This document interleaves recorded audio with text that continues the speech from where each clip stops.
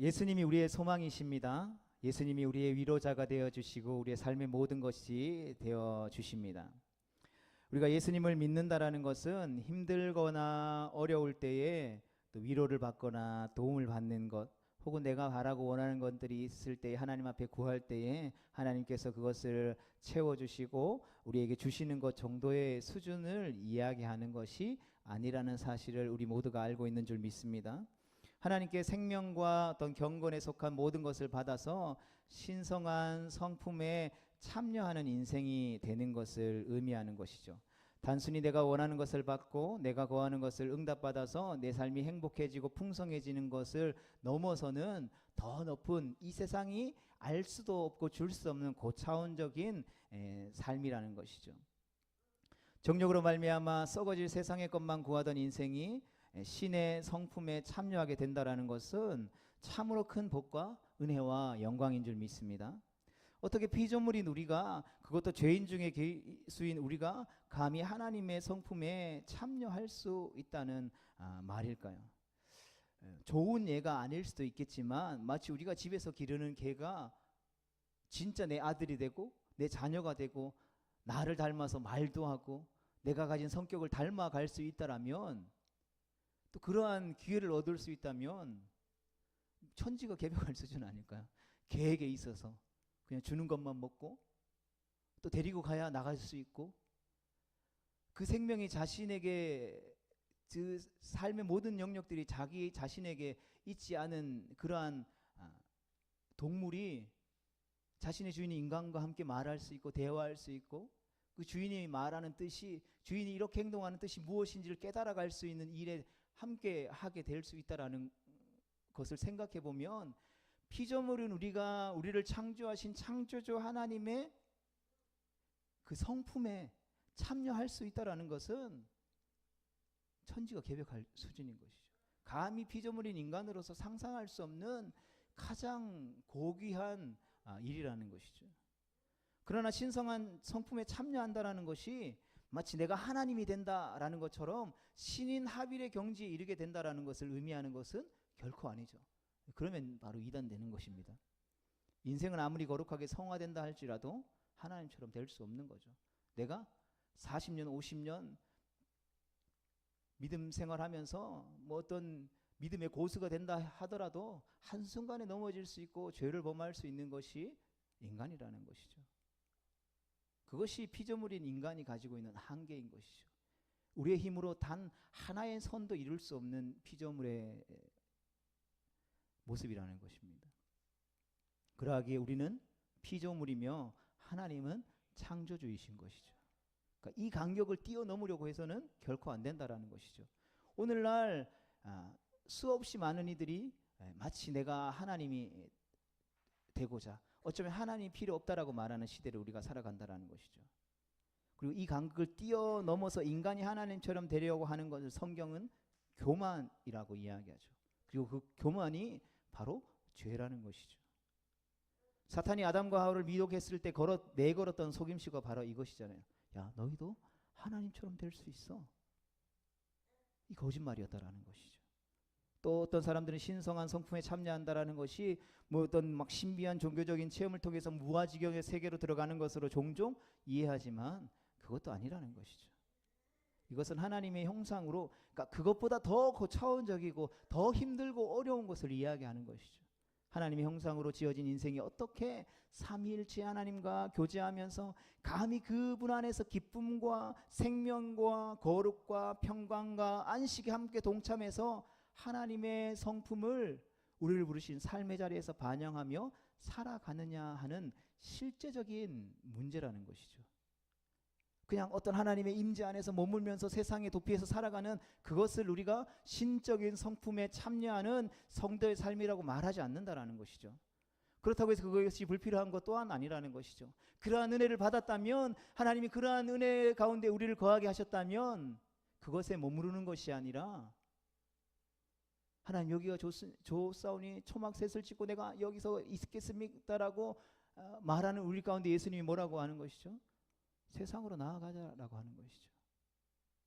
너희가 더 큰 영광을 위해서, 이것보다, 여기서 사는 것보다 더 큰 영광을 위해서 세상으로 나아가서 십자가를 지라고 말씀하고 있다라는 것이죠.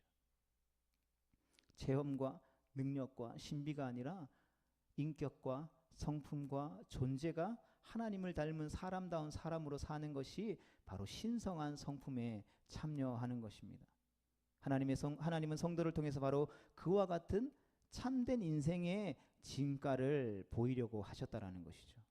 그래서 우리를 자녀 삼으시고 교회라는 이름으로 한 공동체 안에 불러 모으시고 지금도 그의 모든 신비한 능력을 주님의 몸된 교회 공동체를 통해서 우리에게 공급해주고 계시다라는 것입니다.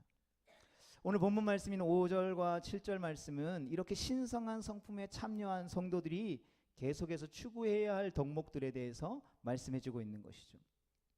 예수 그리스도를 통해서 우리에게 공급된 생명과 경건에 속한 모든 것이 여기에 녹아 있다라고 할 수 있습니다.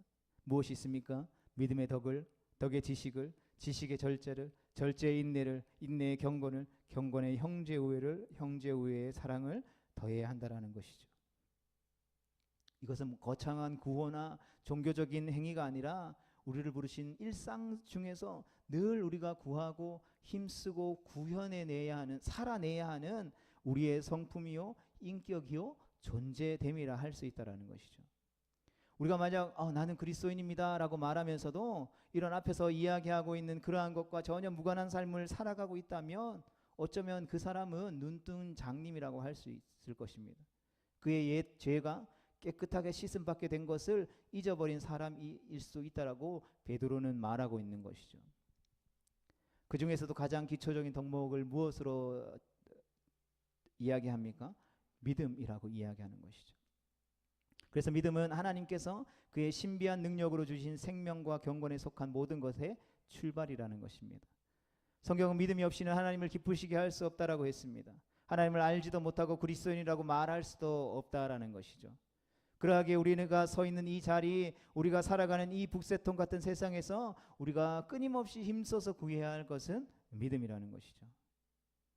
왜냐하면 세상은 끊임없이 보이는 것이 전부고 돈과 힘과 명예와 권력이 전부라고 끊임없이 우리를 압박하면서 하나님을 사랑하고 하나님의 말씀대로 살아가고 이웃을 사랑하며 하나님이 우리 가운데 허락하신 그 삶의 자리에서 하나님의 신성한 성품에 참여하는 삶이 무슨 보상이 있고 무슨 유익이 있냐라고 그것이 밥 먹여주냐고 조롱하며 유혹하기 때문이라는 것이죠.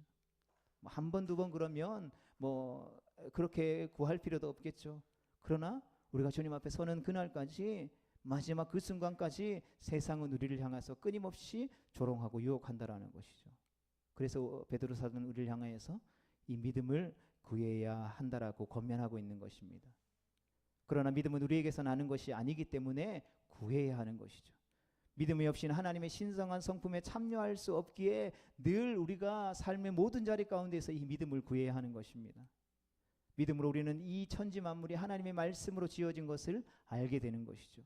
눈에 보이는 것이 보이지 않는 하나님의 약속을 더 소망하게 하는 것 또한 믿음이 있기 때문이라는 것이죠. 세상에 썩어질 것을 피하여서 하나님의 신성한 성품에 참여하게 하는 것도 믿음이고, 지금까지 살아오며 걸어왔던 내 생각과 내 계획의 길을 멈추고 하나님의 생각과 하나님의 계획에 맞추어 하나님이 가라고 하신 그 걸음들을 걸어갈 수 있게 하는 것 또한 믿음이기 때문이라는 것입니다. 그러기에 성도에게 있어서 믿음의 삶을 살아가야 하는 성도에게 있어서 날마다 믿음을 구하는 것이 얼마나 중요한지 모르는 것입니다. 믿음에 하나님께서 주신 생명과 경건의 모든 것이 들어있기 때문에 믿음이야말로 성도의 삶에 있어서 기본이고 기초이며 가장 중요한 핵심임이 분명하다라는 것이죠. 그리고 이 믿음은 우리가 어떠한 노력들을 통해서 우리 가운데에 주어지는 것이 아니라 하나님의 신비한 능력으로 우리 가운데에 주어진 선물이요 은혜라는 것이죠. 혈통으로나 육적으로 난 것이 아니라 오직 하나님께로 난 것이다 라고 우리 가운데 말씀하고 있다는 것이죠. 그러나 은혜로 받게 된 믿음이 우리의 삶에 끼칠 영향이 너무나도 크고 영광스럽고 복되기 때문에 베드로는 이것을 향하여서 그냥 믿음, 너희가 받은 것이 그냥 믿음, 이것이 아니라 보배로운 믿음이다 라고 부르었다는 것이죠. 그런데 이 보배로운 믿음을 우리가 어떻게 받았다고요? 은혜로 받았다라는 것이죠. 선물로 받았다라는 것이죠. 기뻐하고 그렇다면 그것을 받았기 때문에 기뻐하고 그것으로 만족하고만 있어야 할까요? 성경은 그렇게 말씀하고 있지 않다라는 것이죠. 이 믿음이 계속해서 믿음이 멈춰 있는 것이 아니죠. 믿음은 계속해서 자라나는 것이죠. 계속해서 자라나고 뿐만 아니라 더욱더 풍성해지는 것이죠. 그 믿음에 힘써 덕을 공급하고 덕에 지식을 더하고 지식의 절제를 절제의 인내를 인내의 경건을 경건의 형제 우애를 형제 우애의 사랑을 공급하기 위해 노력해야 한다는 것입니다. 왜냐하면 믿음의 이러한 것들을 계속해서 공급하지 않으면 신성한 성품에 참여하기는커녕 우리는 금방 다시 우리가 받은 것을 떠내려보내고 흘려보내고 정욕으로 썩어질 것을 구하는 어리석은 삶으로 돌아갈 수밖에 없는 존재이기 때문이라는 것이죠. 그래서 히브리서는 이 믿음이 떠나 내려가지 않도록 힘써 지키라고 했습니다. 그렇다면 왜 믿음에 이어서 이제 덕이 공급되어야 한다라고 말할까요? 여기서 기록된 덕이라는 이 단어는 헬라어 단어로 아레테라는 단어입니다. 이 단어는 일반적으로 도덕적인 탁월함이라고 번역할 수도 있지만 오늘 본문에서 사용되어지는 의미는 용기라고 번역하는 것이 더 적절할 것입니다. 그렇다면 왜 베드로는 믿음의 덕, 즉 용기를 더해야 한다라고 말하고 있습니까? 믿음으로 사는 것이 이 세상 속에 살아가는 성도로서 그 세상의 가치로 볼 때는 너무나도 어리석고 무모한 삶처럼 보이기 때문이라는 것이죠. 그래서 믿음에는 반드시 용기와 담대함이 필요하다라는 것이죠. 보이지 않는 하나님을 섬기고 따라가는 것이 믿음인데 어떻게 용기 없이 그 삶을 시작할 수 있겠습니까? 히브리서 11장에 보면 믿음에 대해서 뭐라고 이야기합니까? 바라는 것들의 실상이요 보이지 않는 것들의 증거라고 했습니다. 그러면 우리는 무엇을 바라고 무엇을 보아야 합니까? 자신의 야망과 욕심을 믿습니다 하고서 바라보는 것이 아니라 하나님께서 말씀하신 것을 바라보는 것이죠.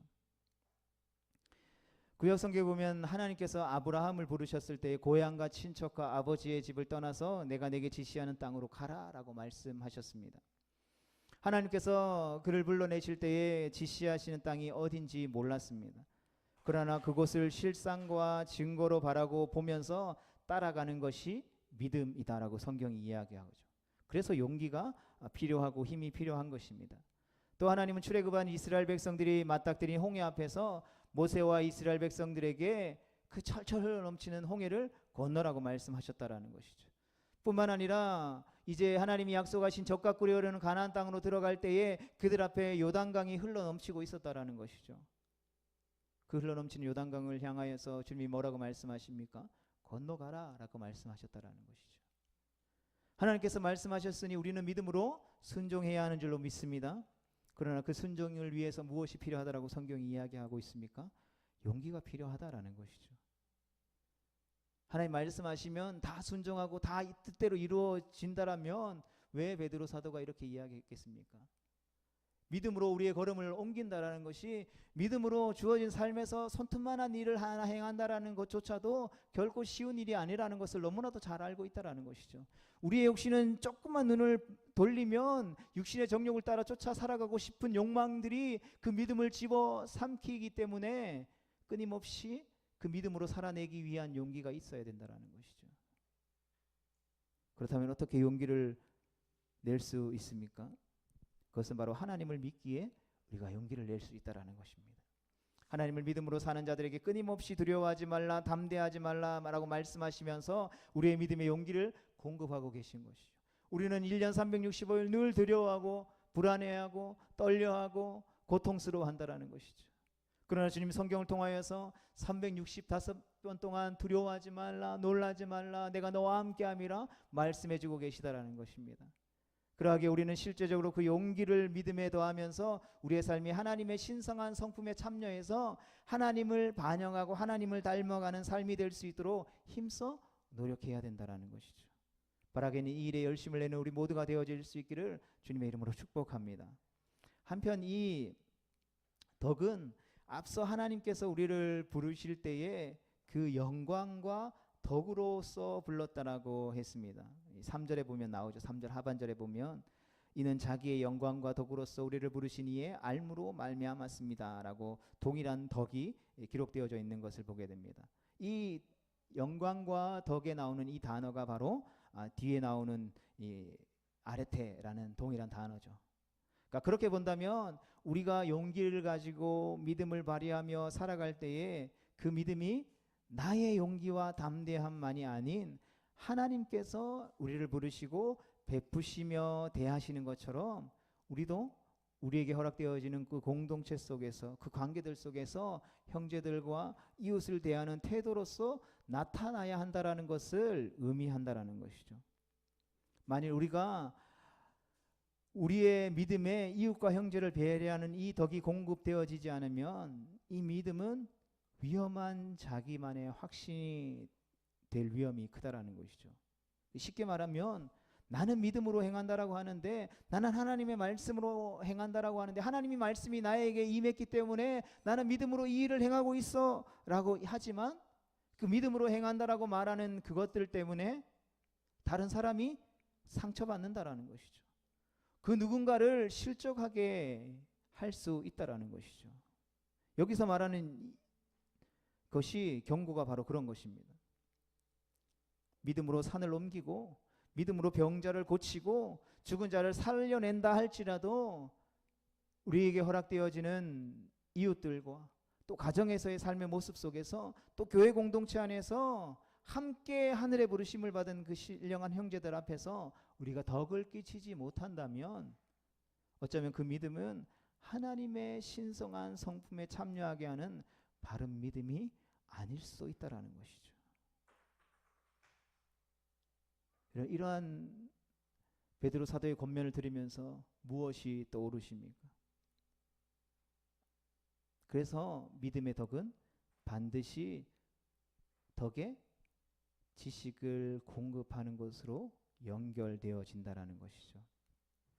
앞으로 우리는 이어지는 2주간의 시간들을 더 거쳐서 덕의 지식을, 지식의 절제를, 절제의 인내를, 인내의 경건을, 경건의 형제 우애를, 형제 우애의 사랑을 더하는 것이 무엇인지, 이 베드로의 권면이 무엇인지, 그것이 의미하는 것이 우리의 삶에서 어떻게 적용되어지고 그것을 가지고 우리를 부르신 삶의 자리 가운데 믿음으로 어떻게 살아가야 하는지를 우리가 살펴보면서 이전보다 하나님을 더 닮아가는 일에 우리가 힘을 내고 용기를 낼 수 있게 되어질 수 있기를 주님의 이름으로 축복합니다.